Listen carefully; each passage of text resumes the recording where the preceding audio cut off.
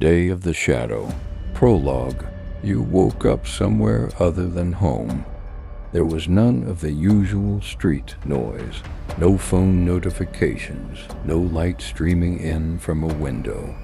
Instead, there was a stone ceiling, cold air, and a strange silence, so profound that you could hear the sound of your own breathing. You were wearing clothes you definitely hadn't bought yourself, dark, lightweight, and form-fitting, as if designed not for aesthetics, but for movement. Lying beside you were two blades. One was short, the other longer and curved, and a note. Today you are a shadow. Ask no questions. Leave no traces. You must complete the contract before sunset. At first you think it's a dream or a prank, but when you rise to your feet and your body moves with such effortless ease, with such absolute confidence, a realization dawns. You possess skills you never learned. You are an assassin, and you have one day. Chapter 1. The City That Never Sleeps. You step out into the street. The city appears to be a blend of the old and the modern. Narrow stone alleys rub shoulders with towering glass skyscrapers. The people around you go about their lives oblivious to your presence. But you notice everything. Footsteps, glances, distances, exits. You realize that you are seeing the world differently, as a map where every detail could be either a potential route or a potential threat. From somewhere deep within, a piece of knowledge surfaces. Your target is located in the heart of the city, inside a building known as Asterion Hall. You do not know who the target is, but you know how to get there. Chapter 2. The First Pursuit. In the city square, you feel it for the first time. You are being watched, not with eyes, but with attention. 3 men in dark coats stand unnaturally still, moving with an unsettling synchronicity. They exchange no words, yet their positions effectively cut off every possible exit. And suddenly, a word surfaces in your mind. Watchers.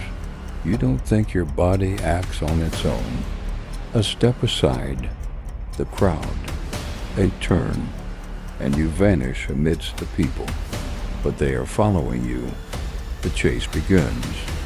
You run through the market, vaulting over stalls, slipping through narrow passageways.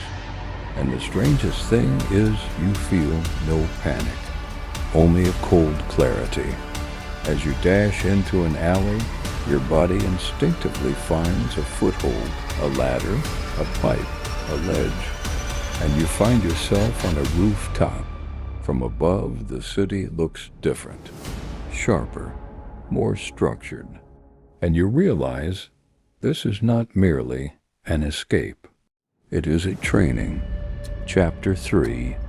A Voice in the Darkness. As evening falls, you find a sanctuary, an old clock tower. A man awaits you there. His face is hidden beneath a hood. You are faster than expected, he says. Who are you? The one who gave you this day. You tighten your grip on your blade. Why me? Because you were already approaching this path. Today you were simply given the chance to see it in its entirety. He tosses you a map. Marked upon it are routes, guard patrols, and entry points for Asterion Hall.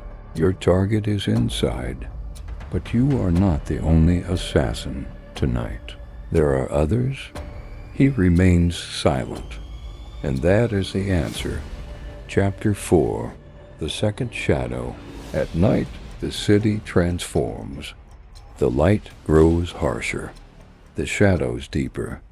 You make your way toward the building, evading patrols. And that is precisely when you spot her. A figure on the rooftop opposite yours. Another one. the same silhouette, the same movements. She too is gazing at Asterion Hall, and you both realize you are not alone. For a fleeting second, your eyes meet.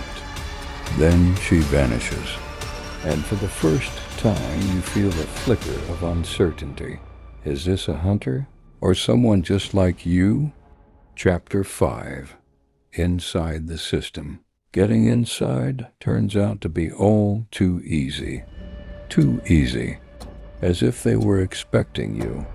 The building's corridors are empty, yet not abandoned. They are alive.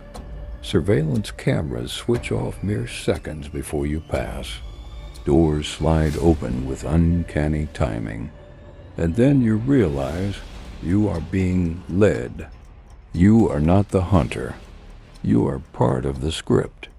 At the center of the building lies a hall, and there sits the target, a man at a desk. He looks up. You've come.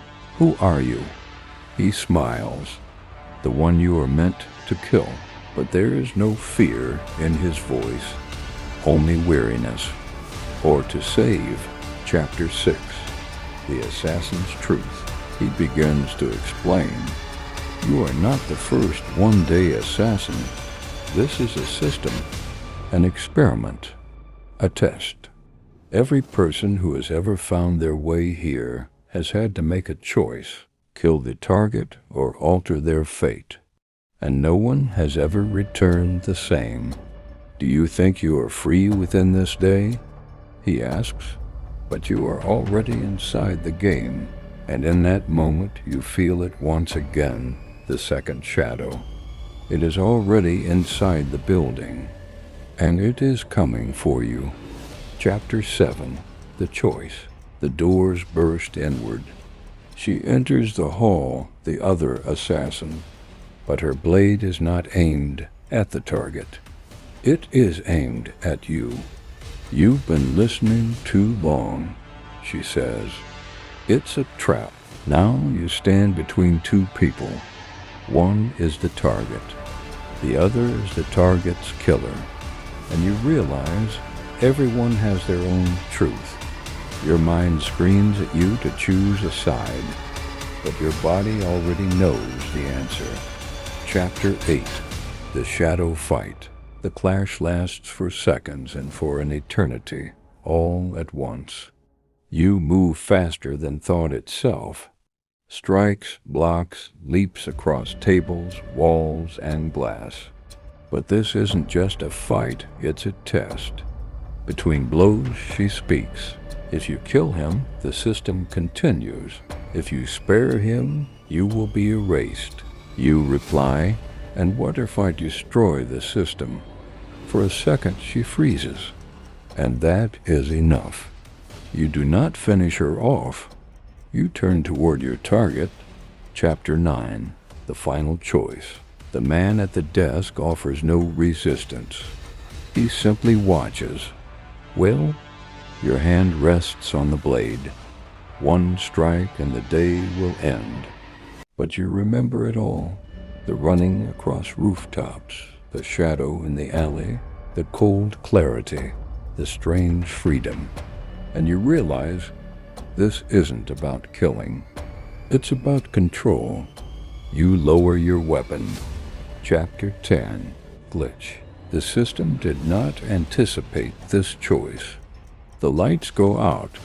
The building breaks, as if reality itself were cracking apart. A voice in your head, contract error, subject failed to follow script, and everything vanishes. Epilogue. You wake up again, in your own body, in your own room, a phone on the table, the ordinary world, but on your palm a small black mark that wasn't there before, and a note. You survived day 1.